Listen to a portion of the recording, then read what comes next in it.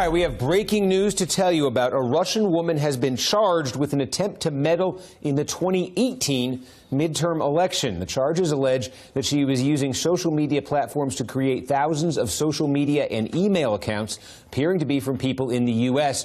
to create divisive social and political content. Joining me from outside the courthouse in Alexandria, Virginia, NBC News Justice correspondent Pete Williams. Well, Pete, just tell us everything you know about this, please. And I'm here because this is where the charges have been filed, and this perhaps gives you a little more perspective on what you were just discussing, that statement from the intelligence community about be careful what you read. But these charges say a woman in St. Petersburg who works for an accountant for a firm that was previously charged with Russian election meddling and being involved in election meddling in the 2016 election, that this woman was involved in an effort to meddle in this year's midterm elections. Her name is Elena Kushyanova. She's 44. She's from St. Petersburg. Now, she's been charged here, but obviously she's not in the United States, so she's not under arrest.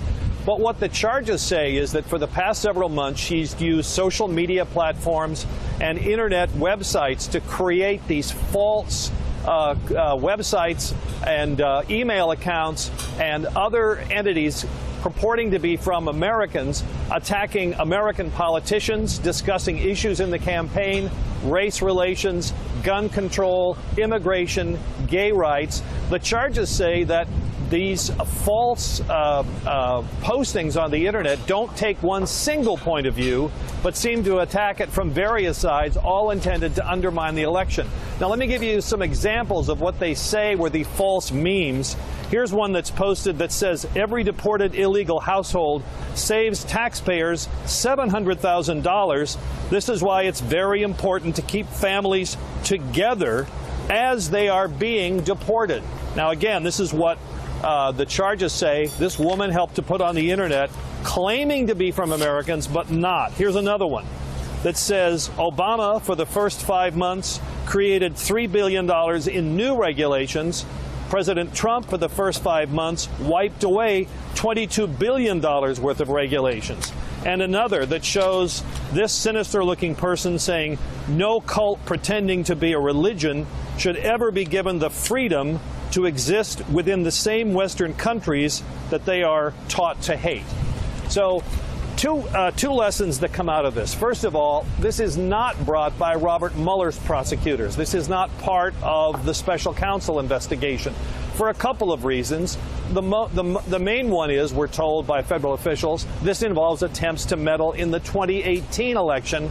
The special counsel's job is to investigate potential meddling in the 2016 presidential election.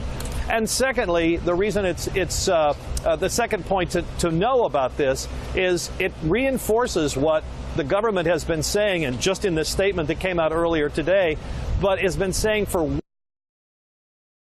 to meddle in the election, to try to get into state voting systems, to try to plant phony information, are persistent, and that they still see a lot of this coming out of Russia. So Pete, not the charges not being brought by Mueller. These are federal charges. Are these charges Correct. That would have been brought in consultation with Trump's Justice Department, with the Trump administration? Oh, absolutely. This is the Justice Department. This is the U.S. Attorney here in the Eastern District of Virginia that brought these charges. So this is right. This is the Trump Justice Department, the same one. Now, I think there may have been some consultation with Mueller's prosecutors because, again, of the overlap here. What the charges say is that this woman was an accountant for a company called Concord. Concord was one of the companies mentioned in the July indictment that was handed down by Robert Mueller's prosecutors, claiming attempts to meddle in the 2016 election.